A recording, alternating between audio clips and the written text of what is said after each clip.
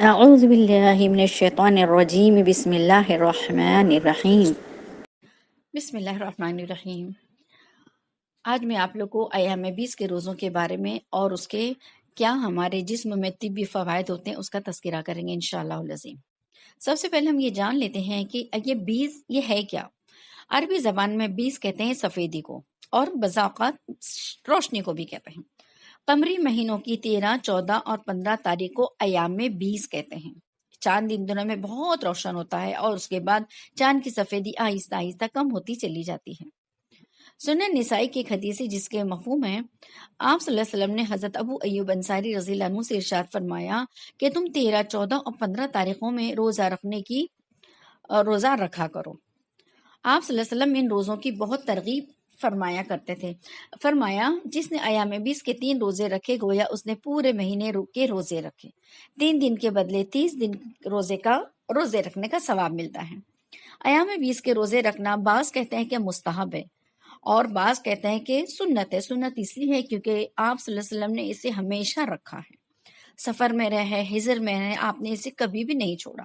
ٹھیک اسی طرح ہم مہینے میں ایام 20 کے روزے جو آپ نے کبھی نہیں چھوڑے، اور ہفتے میں پیر اور جمعرات کے روزے، یہ 2 روزے آپ صلی اللہ علیہ وسلم نے ہمیشہ رکھے ہیں۔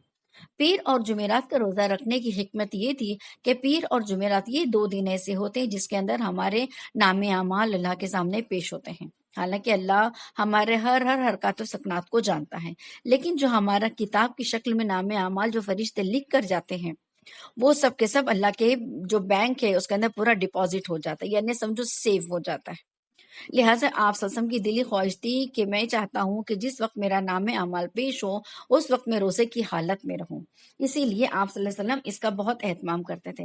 ایام 20 کے روزے رکھنے کی بے انتہا فضیلتیں ہیں، اور عرب میں اس کا آج بھی اس کا بہت رواج ہے۔ عربی لوگ ایام 20 کے روزے بہت کثرت سے رکھتے ہیں، لیکن ہم اجمی لوگ جو غیر عرب ہیں یہ بالکل بھی اس کا اہتمام نہیں کرتے۔ لہٰذا آج امت کے اندر اس چیز کو ترغیب دلانے کی یا بیداری کی بہت زیادہ ضرورت ہے کہ ہم بھی ان روزے کو رکھنے والے بن جائیں کہ اس کے بے انتہا فائدے ہیں۔ اس کے فائدے انشاءاللہ بتانے سے پہلے میں کچھ احادیث مبارکہ آپ لوگوں کے گوشے گزار کر دوں۔ حدیث پاکہ مفہوم میں خلاصہ ہے، یہ سنن نسائی کی ہی حدیث ہے، یہ بھی 2410 اس کا نمبر ہے۔ حضرت ابو ہریرہ رضی اللہ عنہ سے روایت ہے، نبی کریم صلی اللہ علیہ وسلم نے مجھے 3 باتوں کا حکم دیا۔ نمبر 1 وطر پڑھ کر سو جانا، نمبر 2 جمعہ کے دن غسل کرنا، نمبر 3 ہر مہینے 3 روزے رکھنا۔ دوسری حدیث پاکہ مفہوم میں بتا رہی ہوں، عمرو بن عاص رضی اللہ عنہ کی حدیث ہے۔ فرماتے ہیں کہ آپ صلی اللہ علیہ وسلم نے پوچھا، اے عمرو، کیا یہ صحیح ہے کہ تم دن میں روزہ رکھ کر پوری رات عبادت کرتے ہو؟ فرمایا ہاں۔ آپ نے فرمایا ایسا نہ کرو، روزہ بھی رکھو، افطار بھی کرو، نماز بھی پڑھو اور سو بھی جاؤ، اس لیے کہ جسم کا بھی تم پر حق ہے، تمہاری آنکھ کا بھی تم پر حق ہے، تمہاری بیوی کا بھی تم پر حق ہے، تم سے ملاقات کرنے والوں کا بھی تم پر حق ہے۔ بس یہی کافی ہے کہ مہینے میں 3 روزے رکھ لیا کرو، اس لیے کہ ہر نیکی کا بدلہ 10 گنا، اسی طرح یہ ساری زندگی کا روزہ ہو جائے گا۔ اب یہاں پر جو بتانے آپ صلی اللہ علیہ وسلم نے کہ تم نماز بھی پڑھو اور سو جاؤ، تو اس سے مراد ہے تم اب عمرو بن عاص رات بھر نماز پڑھا کرتے تھے، جا کر نماز پڑھا کرتے، تو وہی آپ نے فرمایا، اس سے مراد فرض نماز نہیں لے لینا۔ اب تیسری حدیث پاکہ مفہوم میں خلاصہ ہے، حضرت ابو ذر رضی اللہ عنہ فرماتے ہیں، نبی کریم صلی اللہ علیہ وسلم نے ارشاد فرمایا، ابو ذر جب روزہ رکھے مہینے میں 3 دن روزہ رکھو، 13، 14، 15، اگر ممکن نہ ہو سکے تو مہینے میں 3 روزے ضرور رکھ لیں۔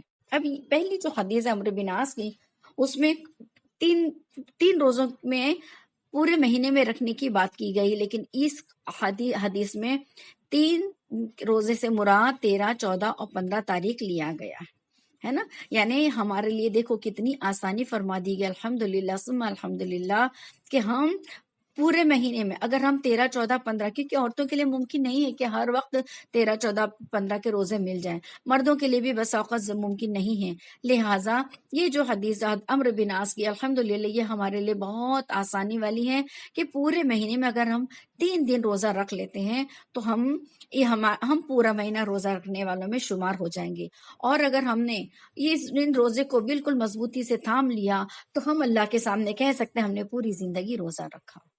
الحمدللہ ثم الحمدللہ۔ اب یہاں پر ایک بات اور بھی سمجھ لیں کہ ایام بیس روزے رکھنے والوں کے چہرے کل قیامت میں بہت زیادہ روشن اور چمکدار ہوں گے، جیسے اعضائے وضو دھونے سے ہاتھ پر بالکل روشن اور چمکدار ہوتے ہیں، ایام بیس کے روزے رکھنے والوں کے چہرے کی چمک ہی اور ہوگی،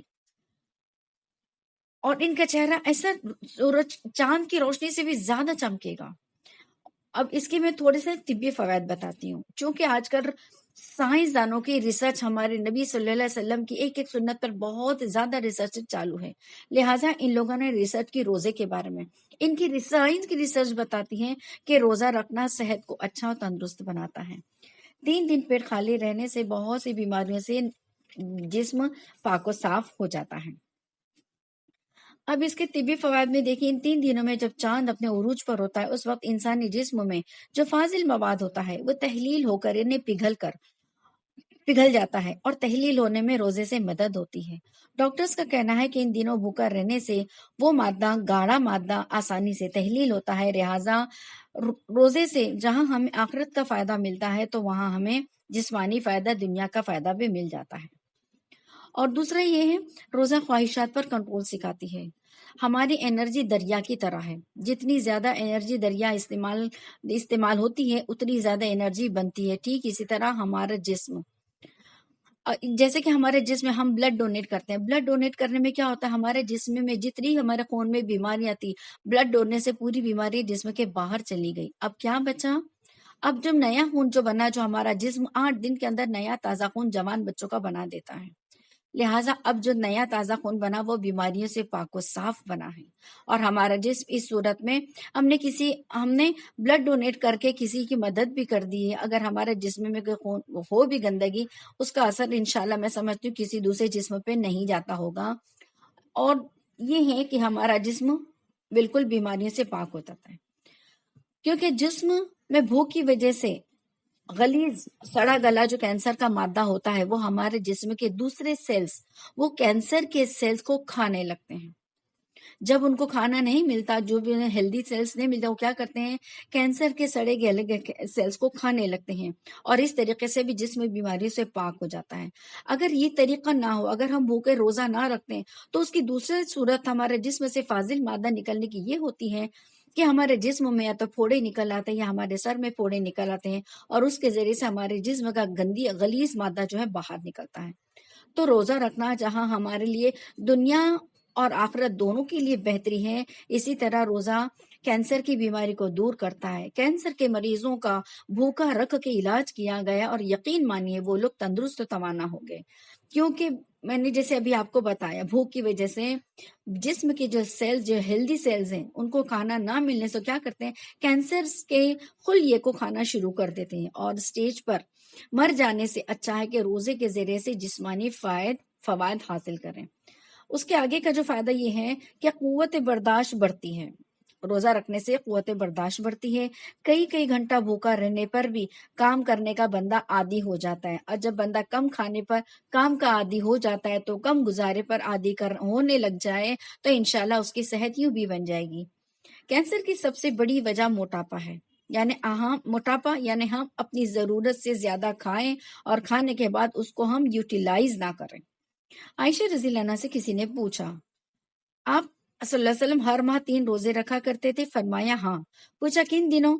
فرمایا کچھ پرواہ نہیں کرتے، کسی بھی دن روزہ رکھ لیتے تھے۔ اب دیکھو یہاں پر ہمارا دونوں چیزیں سنت میں آ جاتی، مہینے میں کوئی بھی 3 دن روزہ رکھ لیں آپ کا ہو جائے گا، لیکن بالکل ایک بات کا خیال رکھنا، صرف اور صرف خالص جمعہ کا روزہ رکھنا حرام ہے، کیونکہ جمعہ کا دن ایک تہوار کی طرح ہوتا ہے، عید کی طرح ہوتا ہے، لیکن اسے جمعہ مبارک کہنا یہ بالکل بدعت ہے، نیا طریقہ ہے، اس سے پرہیز کریں، اس سے اجتناب کریں۔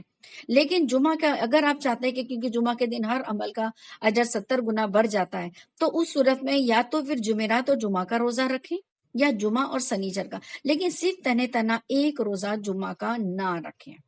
اب روزہ رکھنا، روزے کی فضیلت کے بارے میں اگر دیکھا جائے تو اللہ تعالیٰ نے ہر نیکی کا کوئی نہ کوئی اجر، کوئی نہ کوئی بدلہ بتا دیا ہے۔ سبحان اللہ پڑھو، یہ اجر، الحمدللہ یہ اجر، اللہ اکبر یہ اجر، لا الہ الا اللہ یہ اجر۔ نماز پڑھ لو یہ ملے گا، نماز چھوڑو یہ سزا ملے گی، لیکن روزے کا اللہ نے کوئی اجر نہیں بتایا۔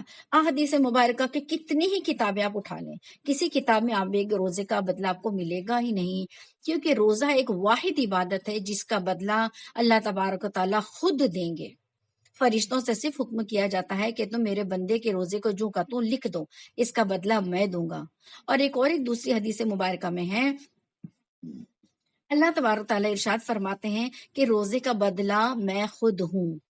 اور تیسری حدیث مبارکہ میں اللہ تعالیٰ ارشاد فرماتے ہیں کہ جب بندہ روزہ رکھتا ہے تو میں جنت سے کم پر میرے بندے سے راضی نہیں ہوں گا، یعنی روزہ رکھنے والا ضرور جنت میں داخل ہو جائے گا۔ اللہ تعالیٰ سے بہت دعا ہے کہ اللہ تعالیٰ ہمیں بھی ایام 20 کے روزے رکھنے پر عمل کرنے والا بنا۔ میرے نبی کریم صلی اللہ علیہ وسلم کی بہت بڑی سنت یہ ختم ہوتی جا رہی، اس سنت کو زندہ کرنے والے میں بنا، کیونکہ حدیث پاک کا مفہوم خلاصہ ہے کہ جب بندے جس وقت میری سنت ختم ہو رہی ہو، اس وقت اگر میرے بندے میری سنت کو زندہ کریں گے تو اس زندہ کرنے کی محنت اور کوشش پر جتنے لوگ اس پر عمل کریں گے ان سب کے اجر اس بندے کو ملے گا۔ تو اللہ سے میری دعا ہے کہ بس ترغیب دلانے کے لیے میں نے سوچی یہ باتیں آپ لوگوں کو بتا دوں، حالانکہ آپ سب الحمدللہ اللہ والے ہو، آپ لوگ مجھ سے بہتر جاننے والے ہوں، بس میں نے اپنا ہی ادا کر لی۔ اور مجھے امید ہے اللہ مجھے بھی توفیق عطا فرمائے کہ میں روزے رکھوں، اور اللہ تعالی ہم سب کو توفیق عطا فرمائے کہ ہم اتنی بڑی سنت سے مستفید ہونے والے بن جائیں، اور اللہ تعالی بس آپ ہم سے راضی ہو جائیں۔ وآخر دعوانا ان الحمد للہ رب العالمین۔ السلام علیکم ورحمۃ اللہ وبرکاتہ۔